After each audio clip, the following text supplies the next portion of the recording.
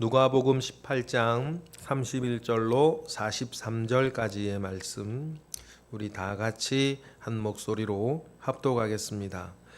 예수께서 12 제자를 데리시고 이르시되 보라 우리가 예루살렘으로 올라가노니 선지자들을 통하여 기록된 모든 것이 인자에게 응하리라.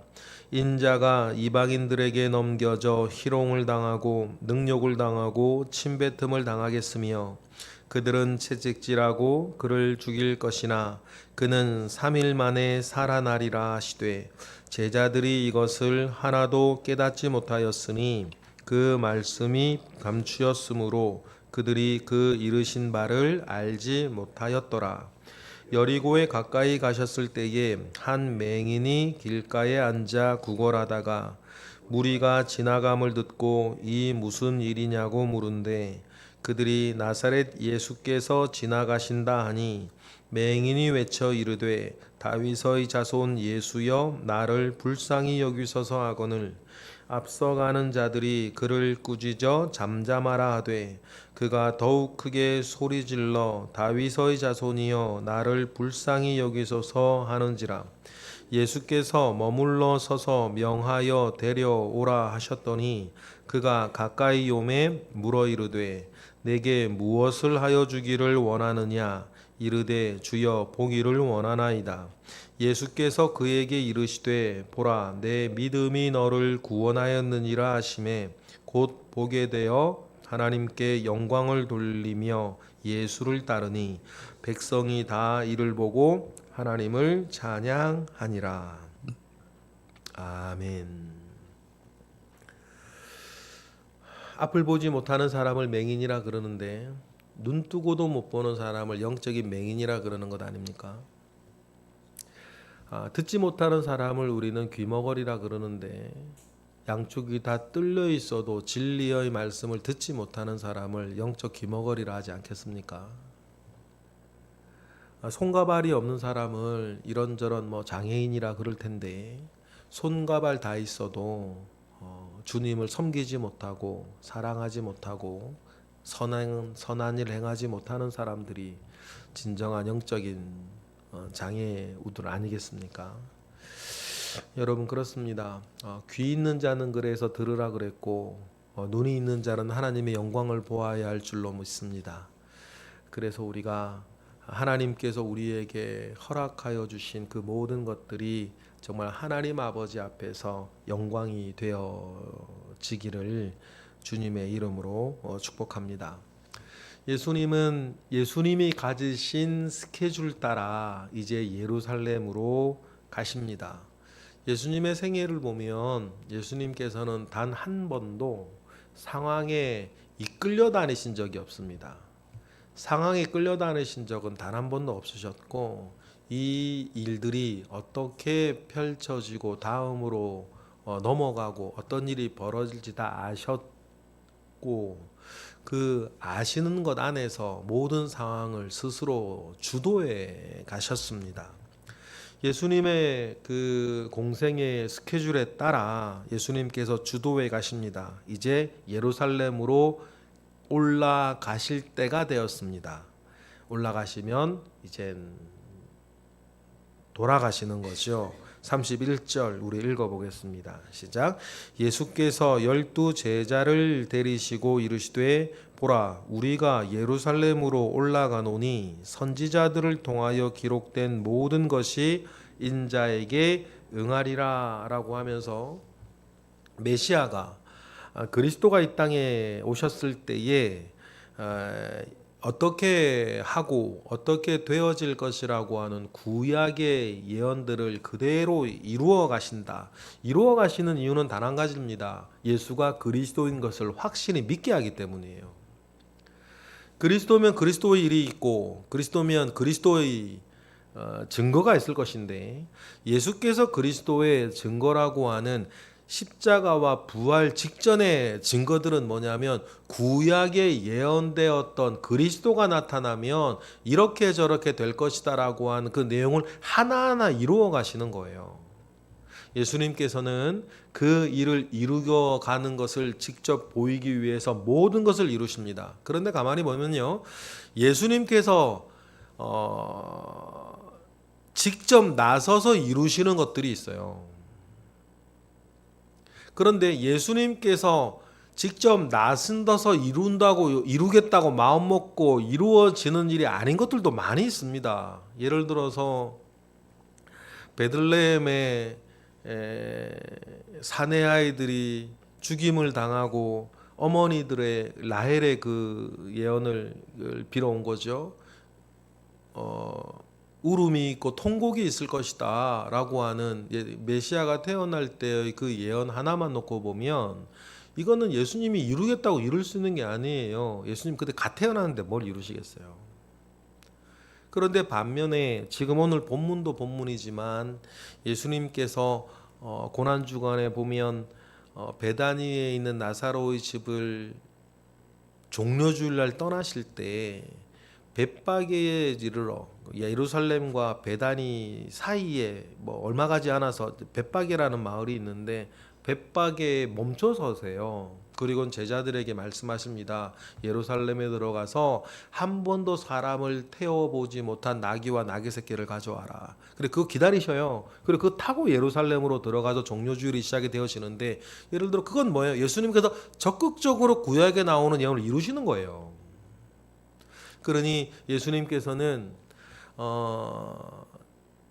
정말 하나 예외 없이 예언되어진 그리스도의 행적을 구체적으로 하나하나 이루어 가셨던 것입니다.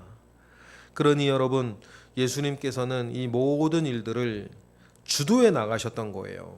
그리고 예수님께서 31절에 우리가 읽은 것처럼 이제 예루살렘으로 올라가시게 됐습니다. 그때가 됐어요. 여러분 이 때를 잘 우리가 보면 예수님께서 죽은 나사로를 살리시고 나서 다시 이제 갈릴리 인근까지 올라가시죠. 그리고는 사마리아와 갈릴리 접경 지역까지 올라가셔서 유월절을 지키러 내려오던 갈릴리의 예수님의 사역의 열매들을 데리고 다시 마지막 예루살렘으로 오신단 말이에요. 누가복음 17장 11절에 나오지 않습니까? 그 사이의 일이에요. 그러니 지금 이 일이 예수님의 사역이 완전 막바지에 온 거예요. 그때 예루살렘으로 올라가시면서 예수님은 미리 제자들에게 다 얘기해 주셨어요. 뭐 어쩔 수 없이 그래 잡혀가신 게 아니고 이미 이야기를 32절, 33절 다 이야기를 해 주셨죠. 먼저 32절에 뭐라 그러십니까? 읽어볼까요? 시작. 인자가 이방인들에게 넘겨져 희롱을 당하고 능력을 당하고 침뱉음을 당하겠다. 어디에서요? 내가 지금 예루살렘으로 가면. 이 이야기를 예루살렘으로 가시기 전 제자들에게 12제자들에게 그 말씀을 해 주십니다. 그리고는 33절 말씀하시죠. 읽어볼까요? 그들은 채찍질하고 그를 죽일 것이나 그는 3일 만에 살아나리라 하셨다. 이 이야기를 또 하세요. 근데 이때 이 이야기를 처음 한 게 아니에요. 예수님의 공생의 3년 가운데에 지금 이 본문이 이제 10일 가까이나 남았을까? 이제 얼마 안 남았죠. 근데 이런 말씀을 이때 처음 한 건 아니었고 예수님의 공생애가 아직 6개월 정도 좀 남았을 때 가이사랴 빌립보에서 너희들은 나를 누구라고 하느냐라고 하는 질문에 베드로가 옳은 대답을 하고 그때부터 주님께서 자신의 고난과 죽음을 그때부터 말씀하시기 시작했어요. 그러니까 지금 처음 말씀하신 게 아니란 말이에요. 그러면 우리가 두 가지를 생각할 수 있어요. 예수님께서 이걸 왜 얘기하셨을까? 한 번 더 나가면 왜 예수님은 왜 구태여 바쁘신 일정 속에서도 왜 사마리아와 갈릴리 접경까지 가셔서 거기에 많은 여인들과 많은 사람들을 다 데리고 예루살렘으로 가실까? 가면 좋은 일이 있는 것도 아니고 예수님은 고난을 당하고 죽임을 당하실 건데 왜 사람 다 우르르 끌고 가실까요? 왜 이 얘기는 왜 해주실까요? 여러분 단 하나 아닙니까? 미리 알고 죽음과 부활에 뭐가 되라? 증인이 되라는 거예요. 그러니까 사람들 가서 구태여 사마리아와 뭐 갈릴리 접경까지 가서 막 데리고 오는 거 아닙니까? 그 중에는 여인들이 많았다고 성경에 기록되어져 있는데 그 여인들 가운데 누구도 있냐면 부활의 첫 번째 증인도 있어요. 누구예요? 막달라 마리아예요. 그러니까 예수님께서는 미리 모든 것을 다 알고 계시고 계획 가운데 움직이셨어요.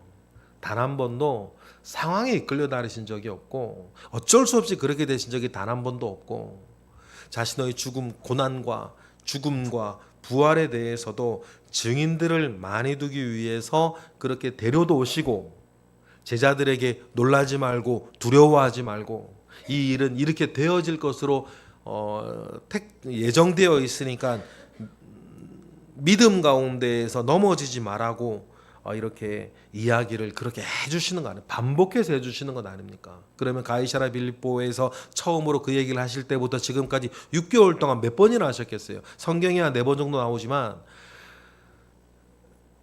성경에 기록되어져 있지 아니한 뭐까지 더하면 계속 이야기하셨겠죠. 예수님은 제자들을 키우시고 제자들의 믿음을 북돋우시는 그 일들을 굉장히 중요하게 생각하셨으니까.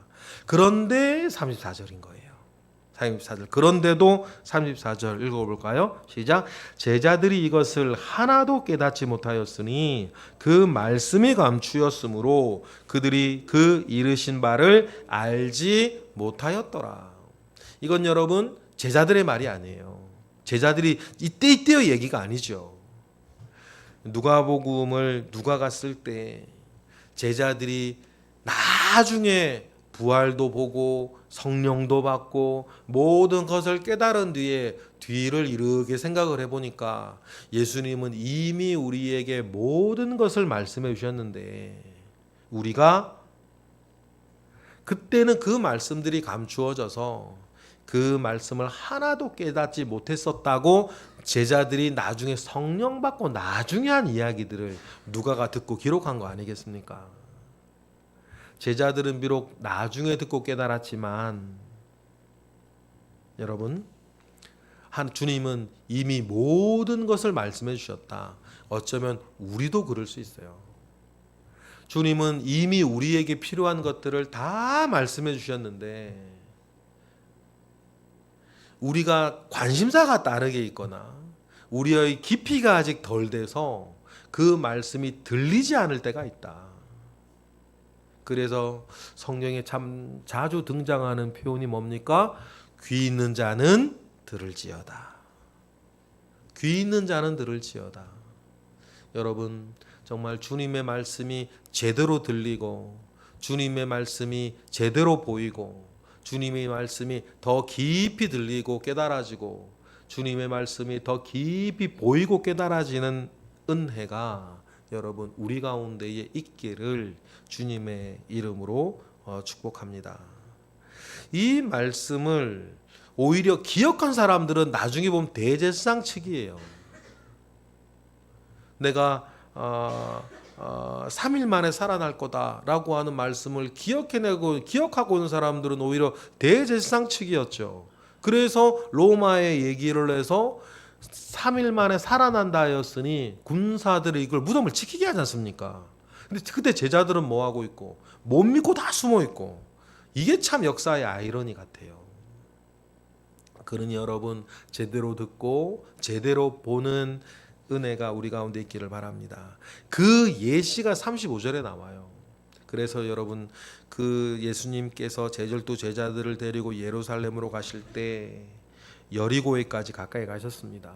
여리고는 예루살렘과 멀지 않아요. 근데 거기에 맹인이 한 명 있죠. 35절 읽어보겠습니다. 시작. 여리고에 가까이 가셨을 때에 한 명이 길가에 앉아 구걸을 해요. 맹인이라 그랬습니다. 맹인, 못 보는 사람을, 앞을 못 보는 사람을 맹인이라고 합니다. 그 맹인이 앉아 구걸을 합니다. 웅성웅성 시끄러웠겠죠? 무슨 일이냐 물으니까 나사렛 예수가 지나신다 한마디 들어요. 그런데 여러분, 활동 반경이 넓을 수도 없고 누군가 부추가야지 아니하면 구걸하는 자리에 나갈 수도 없고 스스로 잘 다닐 수도 없는 이 맹인도 나사렛 예수가 누구신지 아는 것 아닙니까? 38절 볼까요? 예수란 얘기를 듣자마자 시작. 맹인이 외쳐 이르되 다윗의 자손 예수여 나를 불쌍히 여기소냐고 막 부르짖는 거예요. 맹인도 아는 것을 두 눈 멀쩡히 뜨고도 못 보는 사람들 보라고 이야기하는 거 아닙니까? 맹인도 나사렛 예수시다라고 하는 이야기를 듣자마자 자신의 믿음을 이렇게 고백을 하는데 두 눈 멀쩡하고 건강하고 가진 것 많고 배곰지 않고 사는 사람들이 예수를 알지 못하고 믿지 못하면 되겠냐 그 얘기를 하는 거예요. 사실 우리 두고 하는 얘기 아닙니까? 그러니까 여러분 시끄러우니까 뭐 도움도 안 되는 사람 아닙니까? 어떤 면에서는 따라다니지도 못하는 사람 아닙니까? 예수님께서 어떤 말씀을 하시는지 모르겠지만 그때 예수님 말씀 들어야 될 거 아니겠어요? 그런데 얼마나 크게 소리를 질렀으면 사람들이 39절처럼 하는데 맹인의 믿음은 굽혀지지가 않는 거 아닙니까? 39절 볼까요? 시작. 앞서가는 자들이 그를 꾸짖어 잠잠하라 하되 그가 더욱 크게 소리질러 다윗의 자손이여 나를 불쌍히 여기소서. 제가 그냥 점잖게 이렇게 읽었지만 만약에 제가 막 맹인을 연기한다고 생각하고 여러분 이 구절을 읽었으면 이렇게 제가 얌전하게 여러분 읽겠습니까? 사람들이 꾸짖습니다. 조용히 좀 하라고. 뭐 맹인이 뭘 아냐고. 맹인이 뭘 할 수 있냐고. 그냥 조용히 좀 하라고 꾸짖을 때 여러분 맹인이 어떻게 해요? 더욱 크게 소리 질러서 다윗의 자손이여 나를 불쌍히 여기라. 다윗의 자손이라는 말이 메시아 고백 아닙니까? 더욱 나를 불쌍히 여겨달라고 여러분 부르짖는 것 아닙니까? 여러분 이렇게 천국은 침노를 당한다고 그랬습니다. 그리고 천국 침노하는 자일 거라 그랬어요. 여러분 때때로는 여러분 우리가 적극적으로 은혜를 구하고 적극적으로 능력을 구하고 적극적으로 주님께 나아가야 되는 일이 있는 거예요. 여러분 우리에게 여러분에게 어떤 기도의 제목이 있는지 모르겠습니다. 그냥 여유로우시면 여유롭게 계시면 돼요. 그러나 꼭 해결되어져야 할, 꼭 풀어져야 할 문제가 있다면 내 문제든 자녀 문제든 남편 문제든 아내 문제든 교회 문제든 뭐 나라 문제든 여러분 적극적으로 해결돼야 되어야 된다라고 한다면 이 맹인처럼 하나님 주님 앞에 적극적으로 매달려 나아가야 할 줄로 믿습니다. 그러면 예수님께서 그를 내버려 두시겠습니까? 예수님께서 그럼 그들을 여러분 모른 채 하시겠어요? 절대 그렇지 않지요. 예수께서 어떻게 하십니까? 맹인에 대해서 40절입니다. 시작. 예수께서 머물러 서서 명하여 데려오라 하시거늘 하셨더니 그가 가까이 오매 예수님 물으세요. 그리고 굉장히 중요한 맹인에게는 41절에 읽어볼까요? 내게 무엇을 하여 주기를 원하느냐? 이르되 주여 보기를 원하나이다. 얌전하게 얘기했겠습니까? 주님 반드시 부르짖는 자에게 오라 하시고 여러분 이 말씀을 주님으로부터 간절한 기도 제목일수록 받으셨으면 좋겠어요. 내가 너에게 무엇 해주기를 원하느냐? 내가 너에게 뭐 해주기를 원하느냐? 그러면 여러분 맹인이 말입니다. 돈 달라 그러겠습니까? 맹인이 맛있는 거 사달라 그러겠어요? 맹인이 여러분 좋은데 데려달라 그러겠습니까? 내가 너에게 무엇을 하여 주기를 원하느냐? 주님 물으실 때에 주여 보기를 원하나이다. 주여 보기를 원하나이다. 주여 보기를 원하나이다. 여러분 주님 앞에 부르짖고 말하고 응답받는 저와 여러분 되시기를 원해요. 그러면 여러분 이것이 우리 주님께 나아가는 사람의 제일 중요한 주님에 대한 믿음, 주님에 대한 간절함, 주님만이 내 문제를 해결할 수 있다라고 하는 다른 것에 기웃거리지 않고 다른 것에 휘둘리지 않고 주님 앞에 나아가 주님 앞에 응답받고 주님 주시는 기도의 응답과 주님이 내게 주시는 은혜로 사라지는 역사가 저와 여러분에게 있기를 원해요. 그게 그리스도인의 삶이라는 거예요. 믿지 않는 사람은 살아내기 위해서 아등바등거려야 됩니다. 자기를 갈아놓아야 돼요. 그러나 여러분, 그리스도인의 삶은 우리가 누구보다 열심히 살지만 내가 아등바등거려 사는 게 아니고 주님이 내게 주시는 응답으로 사라지는 은혜가 있기를 바랍니다. 주님이 이 맹인을 보고 이 말씀을 하세요. 42절입니다. 시작. 예수께서 그에게 이르시되 보라 내 믿음이 너를 구원하였느니라 하시매. 누가복음에서 누가가 이때 이 얘기를 기록해야지 이유가 있는 거 아닙니까?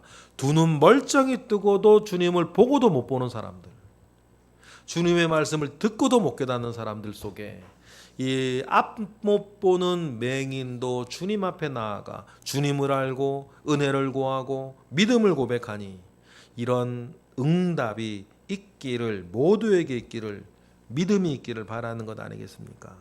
그래서 일어난 결과가 43절 다 같이 읽겠습니다.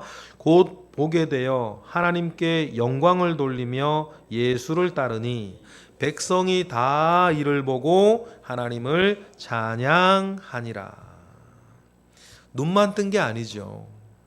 눈만 뜬 게 아니고 이 맹인은 영생까지 얻었다. 중요한 건 이것 아니겠습니까? 이 맹인이 언제부터 맹인이었는지는 모르겠습니다. 나면서부터 맹인이었는지 어떤 사고로 맹인이 되었는지는 모르겠어요. 그러나 그도 예수님 만나기 전에 겪었던 모든 비극은 오늘의 이 은혜와 축복을 위한 과정일 뿐이었다는 것. 그러면 여러분, 이 맹인이 된 사실은 다 지나고 주님 앞에 은혜 얻고 보니까 오히려 축복이었네. 그러한 놀라운 역전의 은혜가 여러분 우리 모두에게 있을 줄 믿습니다. 주님 앞에 나아가는 간절한 믿음 가운데에 믿음에 대한 주님의 은혜와 응답 속에 살며 승리하는 우리 모두가 되기를 주님의 이름으로 축복합니다. 기도하겠습니다. 하나님 아버지, 감사와 영광을 올려드립니다. 크신 은혜 가운데에 우리와 함께 하시옵소서. 언제나 주를 향한 굳건한 믿음 가운데 서게 하시고 내가 무엇하여 주기를 원하느냐는 주님의 물음 앞에 가장 선하고 가장 사모하는 것 주님께 고백하여 응답받는 우리 모두가 되게 하여 주옵소서. 이 시간 드려지는 1000번째 예물 가운데에 주님 함께 하시고 오늘도 새벽을 깨워 기도하는 이들 가운데 은혜를 더하시며 우리 교회의 영육간에 연약한 지경에 있는 이들을 주님 붙잡아 주셔서 그들도 오늘 본문의 맹인처럼 주님이 주시는 은혜 가운데에 회복되게 하시옵소서. 모든 것으로 인하여 감사드리며 예수 그리스도의 이름으로 기도드렸나이다. 아멘.